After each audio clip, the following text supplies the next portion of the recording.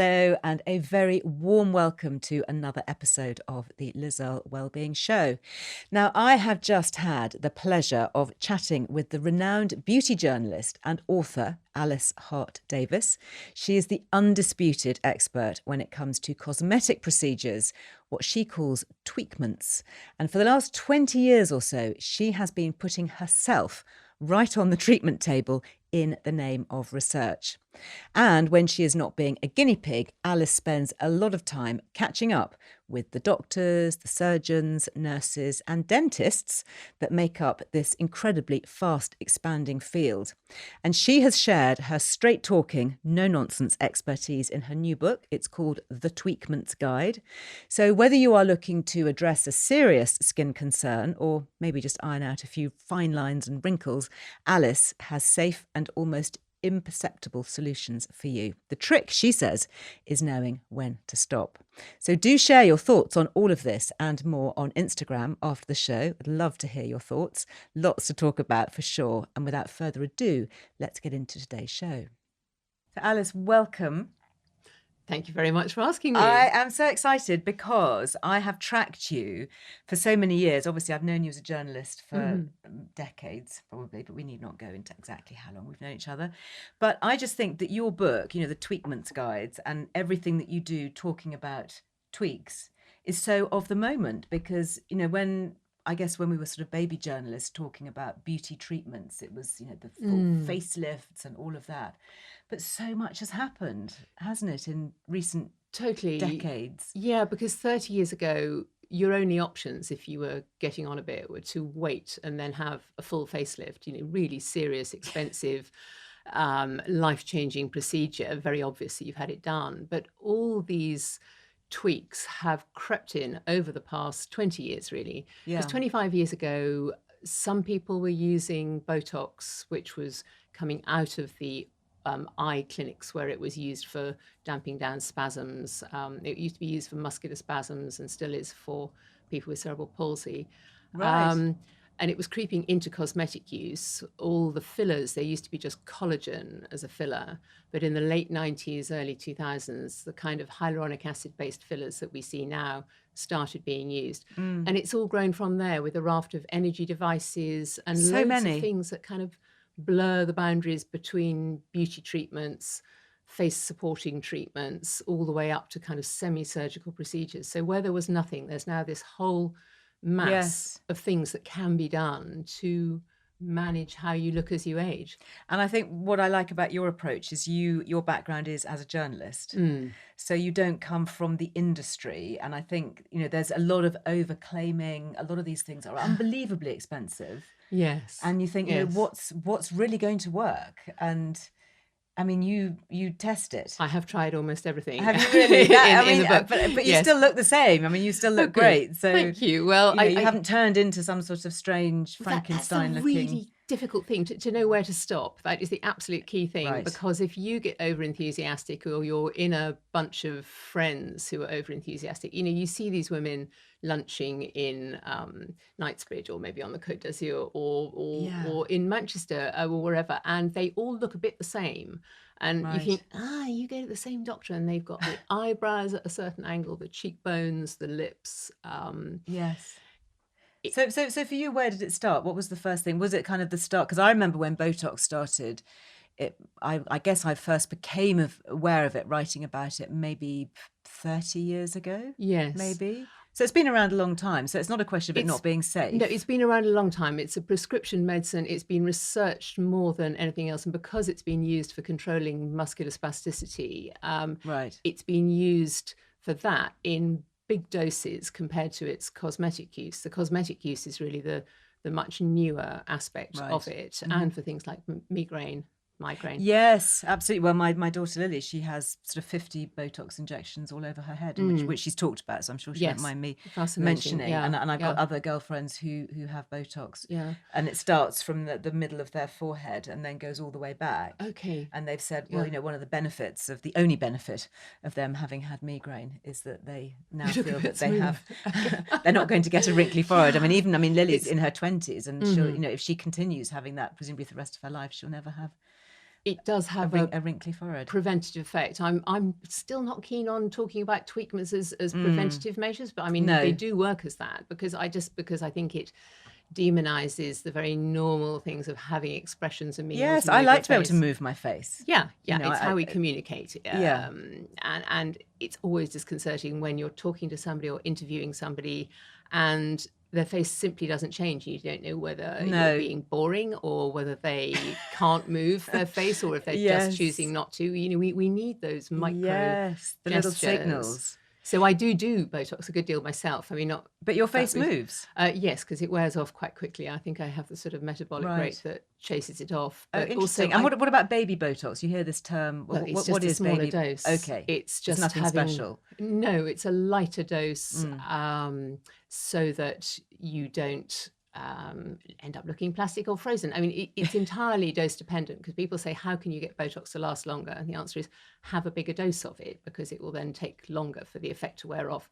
It just knocks out or it damps down the effects of the ability of the muscle to contract. So if you knock out a certain amount of the muscle's ability to contract, then it will reduce its action. If you completely blast it so it can't move at all, then it will take a longer time for the receptors between the nerve and the muscle to sort of regrow, which so that connection can be made from the nerve, which is saying go on, contract, and the muscle carrying out that action.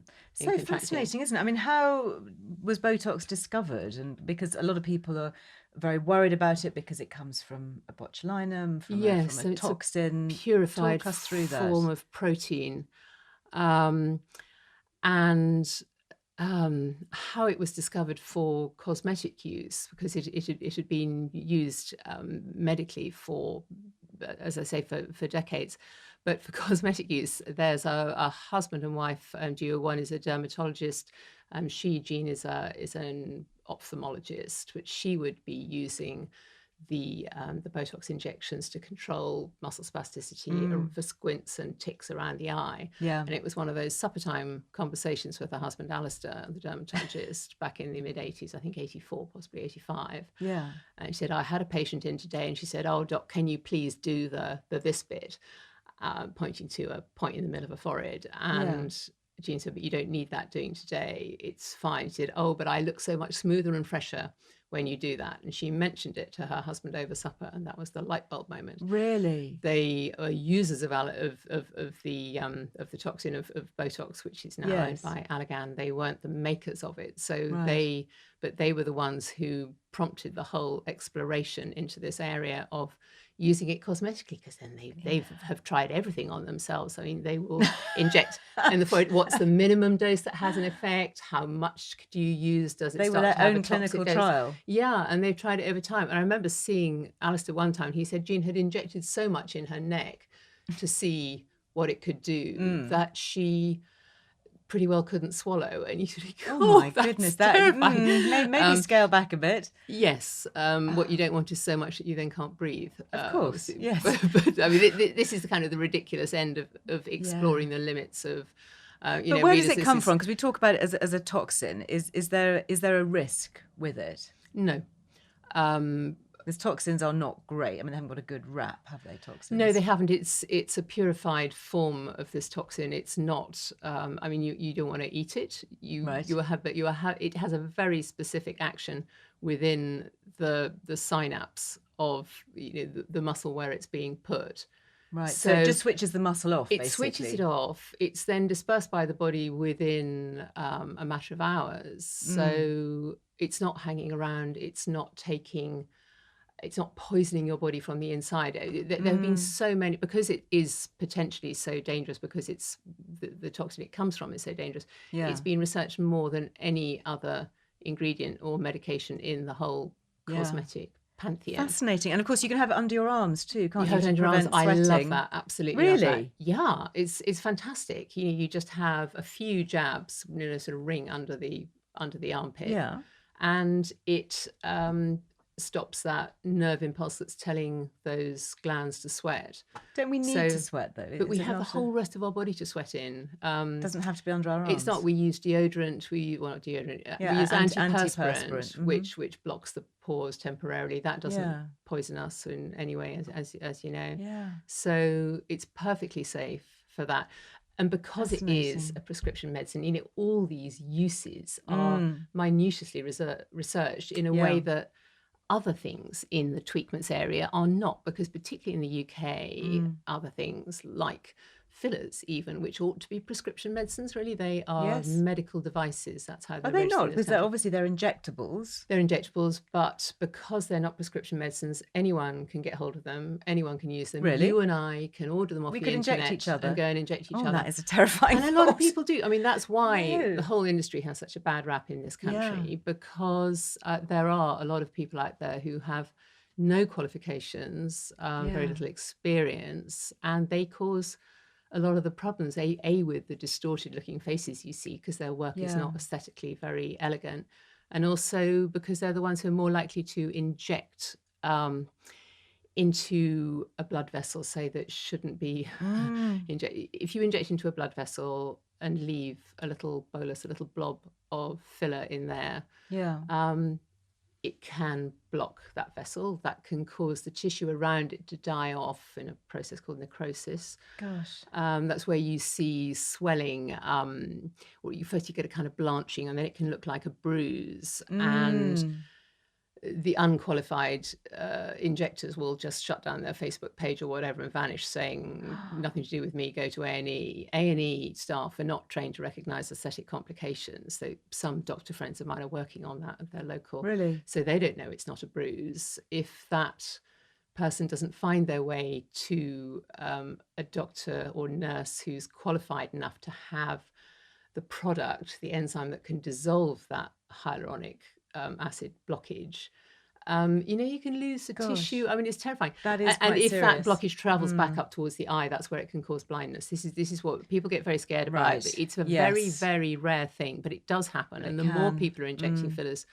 the more people are aware of it and that it can happen. So if you are tempted, the key message is to make sure you see a doctor, a doctor, a nurse, a surgeon, a dentist, somebody who is. They should be medically qualified. Number one, they should be trained in aesthetic procedures. Not all of them are. They should have a lot of experience with that training, so they're not just technically able to do it, but they know how to put it into effect. They should absolutely know how to recognize complications and how to deal with them.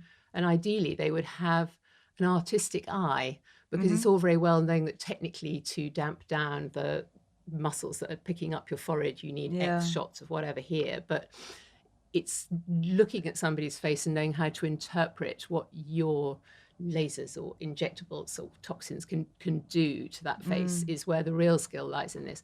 So the difficult thing is there isn't a single register in this country where people say, what should I look for? And it's really difficult to say. You have to do your research, because it's a buyer beware situation in this country. And there's no one list that you can point people to. And it's great if they're on a specialist doctors or nurses industry group. The key thing is whether the doctor's aesthetic chimes with how you want your face to look as well, because lots of them will have trendy young Instagrammers as their patients with big lips and contoured cheeks, or maybe they deal with really discreet tweaks for middle-aged women who just want to look a bit fresher but don't actually want much change. There's such a variety in what people want in this that's market. why I think your book is so helpful, because you do go through and describe all the different kinds. So if we're talking about fillers, you can have different types of filler, is that right?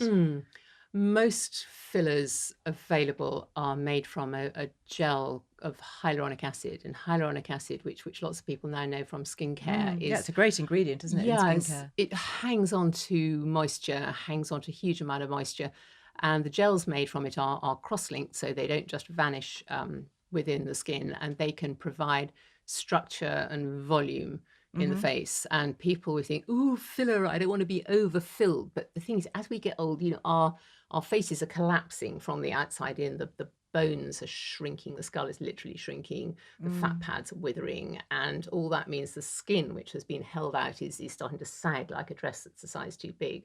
So what filler can do is help structurally along the chin, along the cheekbones, when we get hollow in the temples, and you can build the face back out along the bony arches with filler. And then you can replace some of the soft tissues that are going and the lips. But it can be done beautifully and cautiously and almost imperceptibly. It doesn't have to be hamster cheeks and trout pouts. I mean, even now, nearly 20 years on, everybody talks about Leslie Ash and the trout pout. So what happened there? Did she have an allergic reaction, or? I believe she actually had silicone injected in her lips, which she did talk about in an interview a few years later. And the trouble with silicone is it's kind of there for good. That's a bit scary. So hyaluronic acid will dissolve, will it? Hyaluronic acid breaks down over time, and depending on the consistency of the filler, that could be 3 months, 6 months, 18 months. Because you want different kinds of filler for different roles in the face. In the lips, you want something really soft and flexible, and really hydrating. In the mid-face, you want something with a bit of elasticity so that when you smile and move your face, you don't have a sort of blob of stuff going up and down with the tissues. Up and down. Yeah, but if you want to have the nose done or something, or the jawline, you want something with what they call a high G prime, which is a really stiff sculptural kind of filler to stay steady and firm, and that kind of thing will last longer. Being made of hyaluronic acid, is it actually a good thing to have within the skin? Does it help to moisturize and help to sort of create healthier skin cells? It does a bit, and there aren't that many studies showing it, but the practitioners say that what you see is the skin above an area that's been injected tends to look a bit better, but it's usually only put in tiny spots. So, but the thing at the moment where that absolutely does work is these injectable moisture injections. Is it mesotherapy? Not quite. Mesotherapy is using a random cocktail of stuff. There's no kind of recipe for what should be in mesotherapy. So that's a multiple injection technique using maybe vitamins, maybe hyaluronic acid with vitamins. Everybody kind of makes their own cocktails. It's not very standard, and the results aren't very certain, and it's not really studied because it's not a really standard thing. But the French absolutely love mesotherapy for anything, less so over here. But these injectable moisturizers, they inject a very fluid form of hyaluronic acid gel, which runs around under the skin and floods the area with moisture from the inside. So it's like having moisturizer on the inside, and having that extra hydration enables the skin to start producing more collagen and elastin. So these things are more properly known as bioremodeling agents. Bioremodeling. And how do you have to have loads of injections all over your face? For some brands you do. For one called Profilo, you only have to have 5 each side. So that surprise 5 injections. 5 injections each side of the face. 1, 2, 3, 4, 5. And you come out of that treatment looking like you've got kind of alien wasp stings on your face. That would be terrifying. I mean, and how long do they take to go down? You'll be consulted about this beforehand. You'll be told this is what it's like. This will go within a matter of hours or does overnight. It? Yeah. And did it work when you tried it? Yes, it does. And is it something, how often would you have it done? You should probably have it done every 3 months. That's expensive. Yeah, then. All these things are expensive. That's really worth saying. That treatment, it's £400 a round roughly, and you probably need a round every 3 months.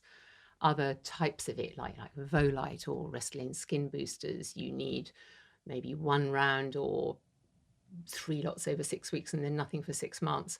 And would you then still need to use a moisturizer as well? So, I mean, for example, could you justify it to yourself by saying, well, I'm not going to buy this incredibly high-priced moisturizer. I'm going to moisturize my skin from within with these little pinprick treatments. It depends how expensive your moisturizer is, because it's adding something else, because it's actually enabling your skin to physically regrow itself. It's doing something that moisturizer actually can't from the outside. More effective. It's more effective at a fundamental level, and it doesn't puff up or volumize your face, and it works alongside any other So does treatment. it smooth? Do you get less wrinkles? It's smoother. What I really noticed, being sort of late middle age with skin that you know how sort of postmenopausal skin will go flatter and drier and whatever else. Yeah. It's really good for giving it back that kind of glow and bounce, which is what younger skin has and which older skin simply doesn't have, because that hydration from inside. Yeah, I found about 6 weeks after the first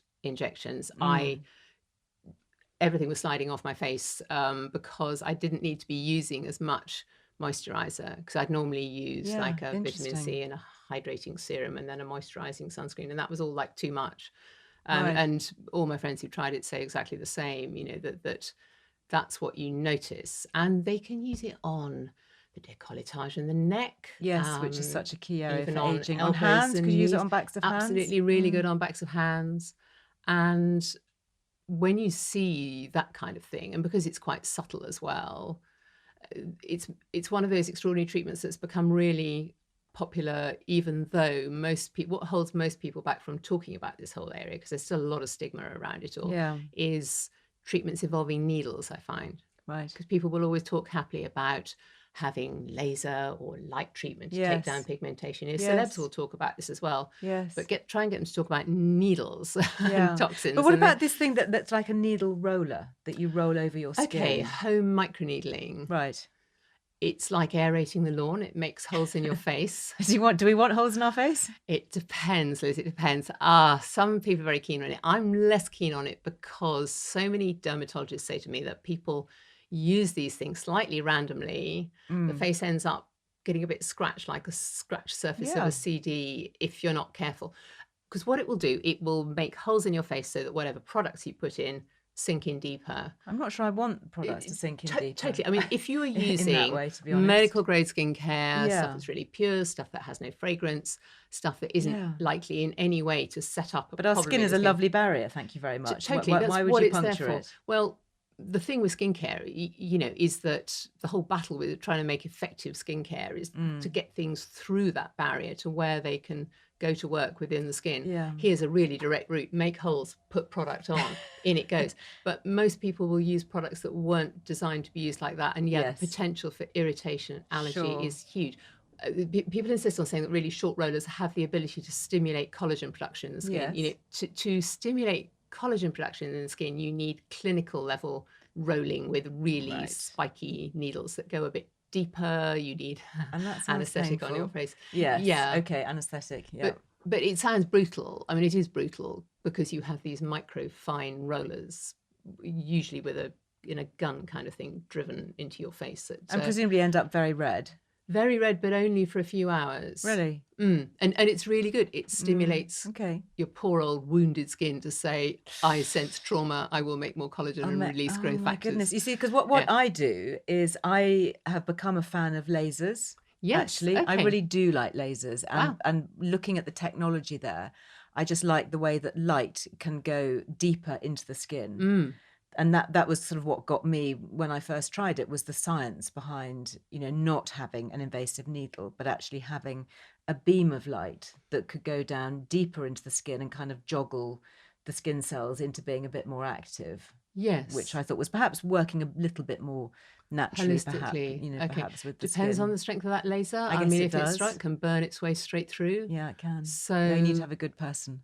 You need a good person, because the old favoured technique for getting rid of wrinkles, 25, 30 years ago, would be to use a carbon dioxide laser and just scorch off the whole top of the skin. And that's where you've got the laser burns and... Yeah, I mean, it's really effective, but the potential for things going wrong and the downtime. No. I like it to go for a nice glow facial, where I come out and I actually look glowing and fresh, and I don't have any marks on my skin. It's got to go down deep enough to create that damage to get the response. That's the difficulty with all these treatments. So either you're finding ways of sneaking them past the skin barrier, like ultrasound, which you can sort of focus lower down in the skin so it actually bypasses the surface and hits lower down, or you can use radio frequency, which again turns into heat in the skin. But that's been used for a long time, hasn't it? That's been used for a long time. Radio frequency facials in my 20s. Okay, they haven't been widely.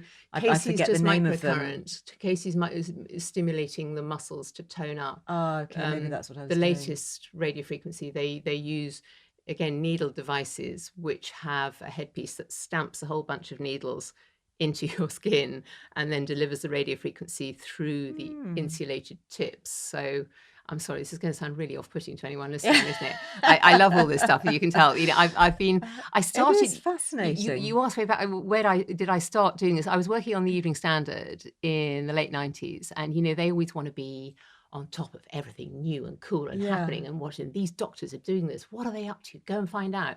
Go and see. Go and try it. Ask them. And so I started hearing about all this stuff and think, wow, can it really?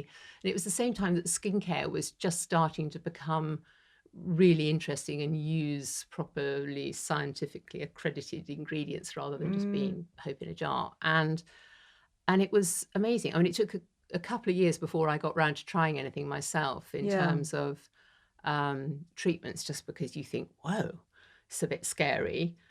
Because everybody does at first. And even more so then than now, there's this huge stigma around it not being natural, it being cheating, it being a very bizarre thing to do to yourself. And do you want to end up looking like some plastic waxwork? But you don't. I have to say, you look amazing. Can I ask how old you are? It's 10 days younger than you. Really? Yeah. Sorry, can I say that out loud? No, everybody knows that I'm 57. At time of listening, if you are listening to this, 57 or or older. And very disconcerted that the planets have discovered another star sign, which means we're not Geminis anymore. Really? Oh, well, I'm Taurian anyway. Oh, you're definitely Taurian anyway. Okay, well, so, I would now find myself shunted back into Taurus, which I object to, but I can't object to. Nothing wrong with a good old Taurian. Nothing wrong, but seeing as how if you've been a Gemini for half a century, how much have I identified as being Gemini when, of course, star signs are complete made up nonsense? I don't know. Yes. Anyway, I'm 57, and so I would have imagined at this age, I don't know, that I'd be pottering around looking after grandchildren in elasticated waisted trousers. But, the whole world has changed. Everything has shifted. Yeah. We can present entirely differently. But for me, it's always about skin health as well. Totally. And I think there's an awful lot that we can do to get rid of issues or help with issues like psoriasis and eczema and acne and scarring and things that have such a profound psychological difference.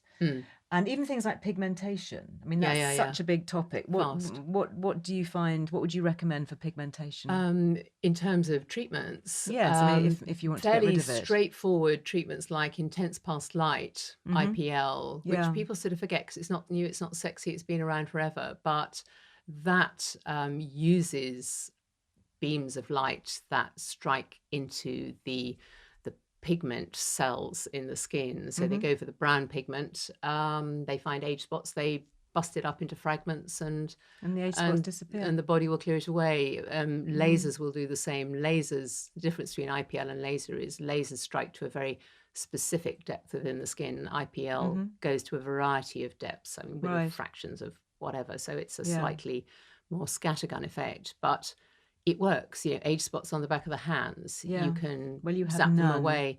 No, I'm not interested in having age spots on the back of my hands. There's some things I will bother about more than others, but I also always use sunscreen on the back of my hands. Yes, just totally. I always use a sunscreen, and I always just put my moisturizer or eye cream. Actually, eye cream on the backs of hands, I think works really well. I'm now realizing everything: vitamin C, retinol. Why not? Yes, retinol. I mean, I've become a bit of a fan of retinol of late. I was a late entry, I think, into retinol. Yeah, but your skin looks amazing.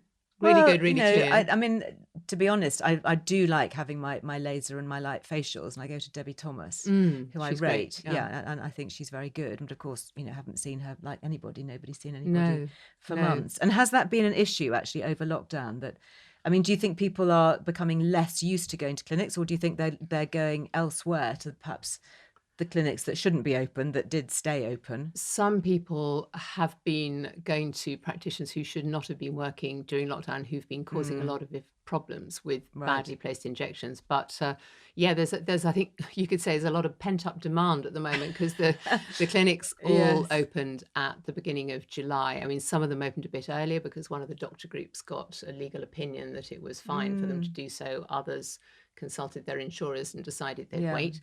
But yeah, they're flat out busy. I was speaking to Like one hairdressers. doctor friend last night, and I said, so when would be a good time to come and see you? And he said, actually, I'm full for 2020. For Wow. 2020. Okay, mate. I'll see you Okay. next year.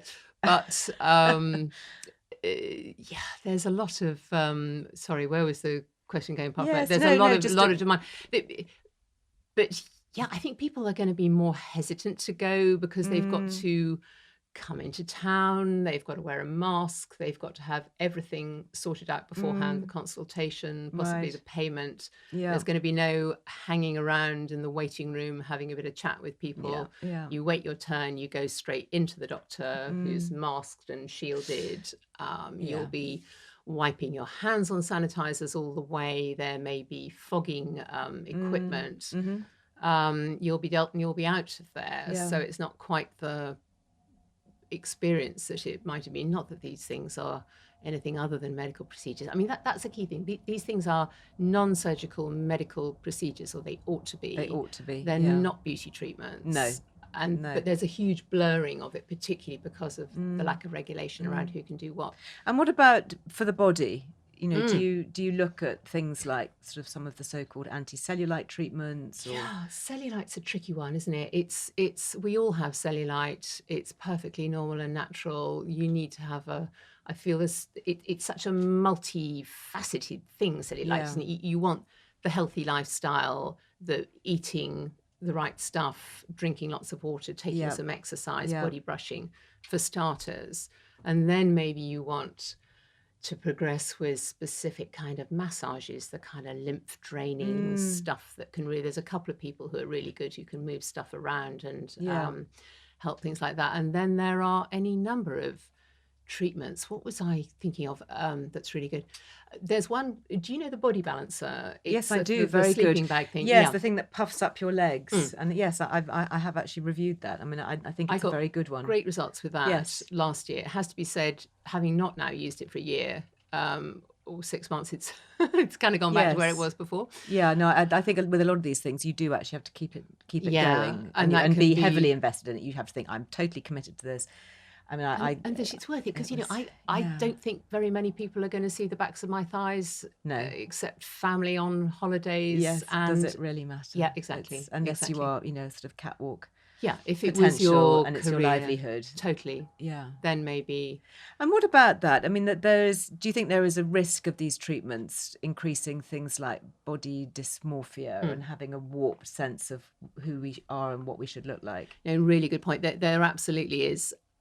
Particularly for younger, more impressionable people who sort of think, oh, if only I looked like these girls on Instagram, these girls on Love Island, these celebs, they will all go for a particular look, all end up looking quite similar. It's the contoured cheek, bit more drama in the cheek, bit bigger lips, big brows, eyelashes. Obviously, those aren't surgical, non-surgical procedures, but that's what they want. They all end up kind of fitting into a sort of template, but it's really hard to emphasize to that age group how individuality is so vital, and how the rest of us value individuality so much, and maybe they should too.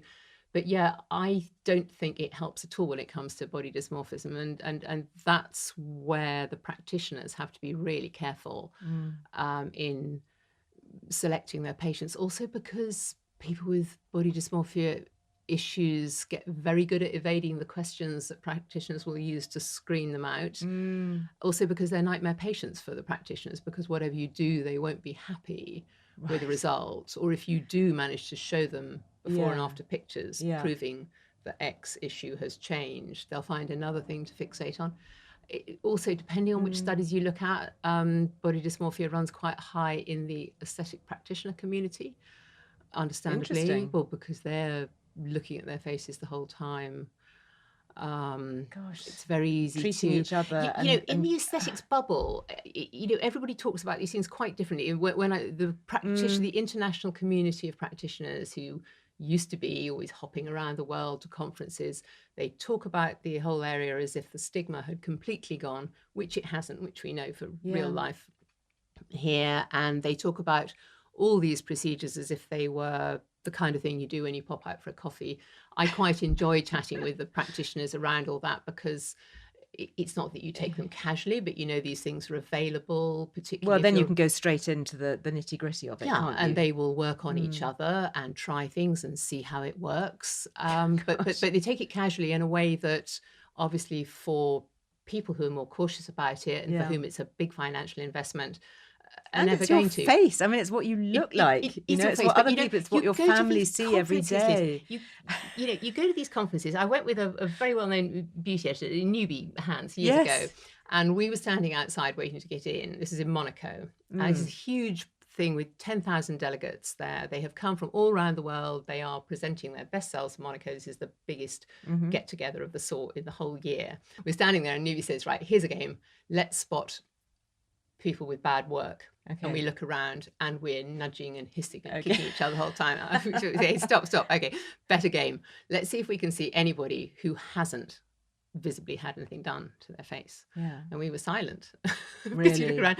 And this is how these people want to look. Because I know other countries will think the UK is terribly conservative on this, that we don't make use of the opportunities we have. A lot of the doctors spend a lot of time telling me what I should be having done in my face, given the opportunities I have. I ought to have, had endless lifts and nips and tucks and all you could do with a bit of, you think, thanks, I know that from a technical standpoint. I don't actually want that, thank you. I'm curious, but I know there will be one thing I do one day that leaves me with a paper bag on my head for the rest of my days. And, I don't know how many sort of lives I've got left or throws the dice before. Do you think it's addictive? Then? It Do you think can be, because, well, if you get that much of a buzz out of seeing how great you look, I think what we're seeing at the moment is the flip side of that, where so many of us have spent months on Zoom, often on the camera on the laptop where you're looking down. I mean, that's how you want to know how you will look in 5 years, 10 years' time. Look down. I asked one of the best-known injectors in the world this year. Because everything descends. And so how you are when you're looking down, the pouchy gathering around here, the droop, the sag, that's what's coming. Okay. And so, thanks. but we don't have to. We can, wily Instagrammers, they put their cameras up here. Tell me about it. That's totally. I always have my camera slightly above me. We seek the light. It does make me laugh. I've been doing a lot of Instagram lives, and so many lovely people in my audience. They say, "Wow, you're looking amazing." You think, "Sweetie, I'm sitting in front of a bank of lights, and I got a face full of makeup." Yes. Lighting is key. I'm too vain to present without that. Yeah. I started doing a few makeup tutorials. Well, not tutorials, I'm not a makeup artist, but just showing how I do my face. Brilliant. And of course, well, that's all very well, but of course you have to start off with nothing on your face. Yes. So, that is a challenge. So absolutely, I made sure that I had a nice light in front of me. Your makeup is light anyway. You look, I think, having seen you in the gym, you look much the same without makeup as with. Well, we have seen each other in the gym, haven't we? All hot and sweaty with no makeup on. So we can say very real. Very real. But I guess it depends how far you take it. And I think for those who criticise and throw rocks at cosmetic procedures or tweakments, as we're talking about here, where do you stop? Because actually makeup is a tweakment. Yeah. Colouring your hair is a tweak.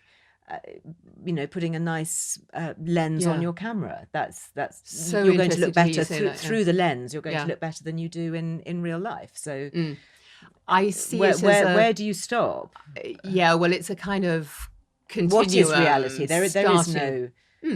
But it putting lipstick on is not real, is it? Our lips aren't actually that and colour. yet everybody accepts that. So it starts with makeup, and pretty well everyone accepts that it's okay to wear makeup, moves through hair colouring, goes on through cosmetic dentistry, I'd say was the next stage. Yes. Then the kind of facials with bolt-on sort of light treatments, up to needle-based treatments, more invasive semi-surgical treatments like fat grafting, and then there's plastic surgery. And there'll be a point along this line where everyone thinks it's reasonable to do this, but it's a bit much to do that. Right. And that line seems to be shifting a bit, because I remember 30 years ago we'd all lie about dyeing our hair. Oh no, it's always this colour. Really? Say, highlights. No, natural. Of course I don't dye my eyelashes. Yes, they're naturally dark. And yet now the vogue is for talking about things a bit more, except people are really reticent about treatments.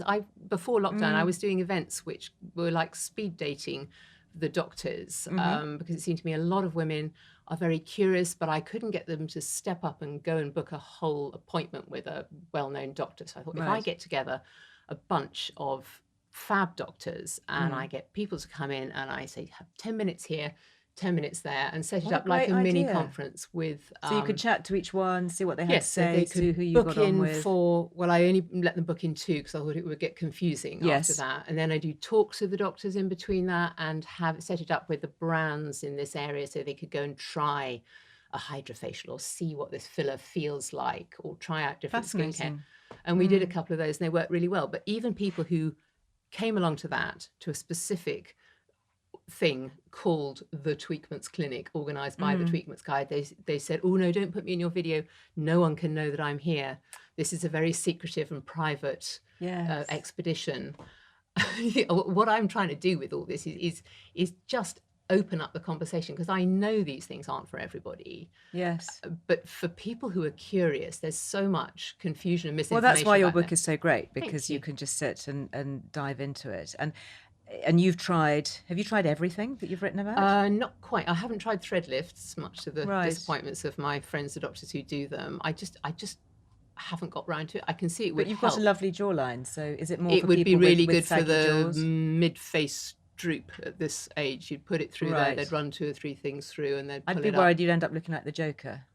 If it's well done, it should be absolutely fine. You get lovely results. The latest thing they're doing with it is thread lifts in the brow to give what they call a fox eye look. So rather than the tail of the brow coming down, which is aging, you put a thread in there and yank it up. Oh, and So okay. Yes. I just am not quite there on threads. The Have you done anything that went wrong? Have you had anything that went badly wrong? Some things that haven't worked, like there was a procedure back in 2003 called Isologen, which was the grow-it-yourself facelift, where they took, seriously, it was a brilliant idea. They took a snippet of skin from behind your ear, a biopsy. They sent it off to the lab. They extracted the fibroblasts, which are the cells that create collagen. They cloned the fibroblasts into millions. They centrifuged them down into a concentrated serum. And then they could keep that on ice until you were older and needed that serum being re-injected into your face. Or you could have it done straight away just to pep up your face. But the idea was you'd have it done when you were younger, and then you, with your 20-year-old lively, able fibroblasts, and you would sit on them for 20 years and then have them re-injected. Back in the days when we thought 40 was old, goodness. Yeah, and I wish. But it very rarely produced results. We were all shown amazing press pictures of what it could do to regrow the skin of burns victims, but it didn't seem to translate very well cosmetically, and it all went wrong. And I still have a little card holder, business card holder they gave me, and I keep that as a sort of memento mori of not all treatments work out, because as a journalist, the trouble is you think, oh, this is new, this is exciting, let's go and try it. So you're at the cutting edge, literally, sometimes, of trying these things, yes, and which are not necessarily proven. Yes, exactly. Or time tested anyway. And macrolane, macrolane, which was a thicker type of filler for body filling, and it was billed as the instant boob jab, because you would have a very large needle injected into your breast and put in about 10 cc of must have been more than that, of this thick gel, and instantly you'll go up half a cup size or something. But then what happened to it? Would it not migrate everywhere? It doesn't migrate. It should, all these gels, particularly if they are thicker, they should stay where they're put. But it did tend to move around. That was a problem. It could also harden. You could get that kind of encapsulation like you get sometimes with breast implants. Yes. And there I was foolishly the first person to rush off and try it. But because the company behind it had such a good reputation. But what we didn't know was that this product had not been sufficiently tried and trialed. And there were... Alice.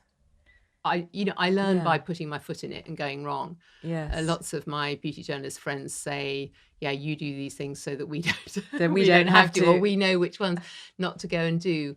What else has gone wrong? I'll think of another thing in my... Oh, yes, the Botox alternative, which worked by the simple expedient of killing the nerve that runs up, the frontalis nerve that runs up into your forehead to help lift. Yeah. So what they did was they identified where the path of the nerve, and then they got a kind of device like a trident fork Yeah. with 3 long prongs, 6mm prongs, which they stuck into the side of your head. Yeah. And through those prongs, they ran liquid nitrogen, very, very cold, not into your head, just through the prongs. And the intense cold killed the nerve, whereupon you couldn't move your brow.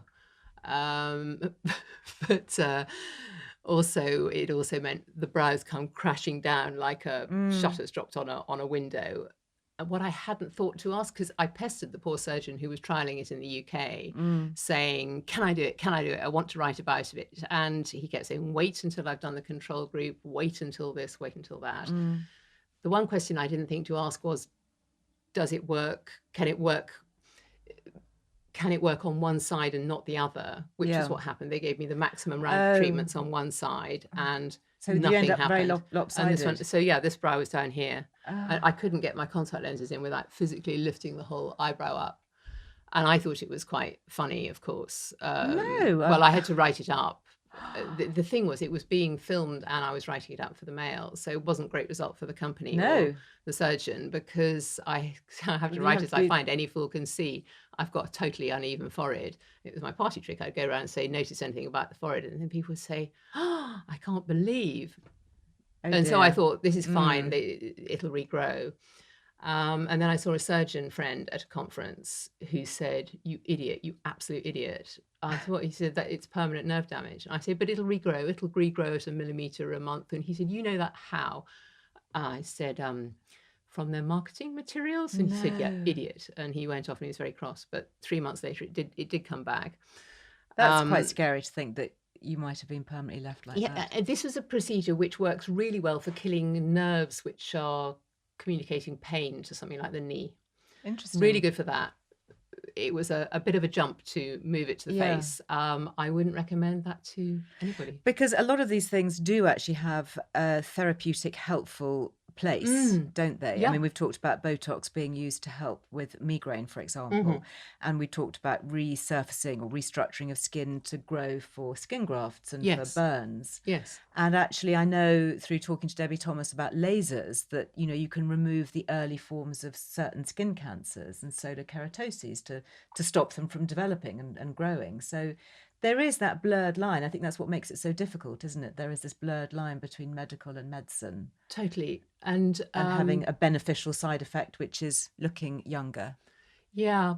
And the wound healing applications, I know some doctors are trialing PRP, which is the platelet-rich plasma. Yes, I've heard of that. You have a sample of your blood taken. Yes. It's centrifuged to remove the red blood cells. The plasma you're left with is full of growth factors. Yeah. That seems to be doing very well with diabetic ulcers, which are otherwise incredibly hard to heal. So what's new then? What's for the future? What do we look out for? More of that sort of spinning your own blood to sort your own skin out, do you think? Yeah, personalised treatments, stem cell-based therapies, extracting your own fat, and then from that taking out the stem cells, the mesenchymal stem cells, which have the ability to transform into other cells, and using those to re-inject back into your body to prop up this and that's going on. It's a very experimental area at the moment. It's being used for stem cell rejuvenation in the scalp for hair loss.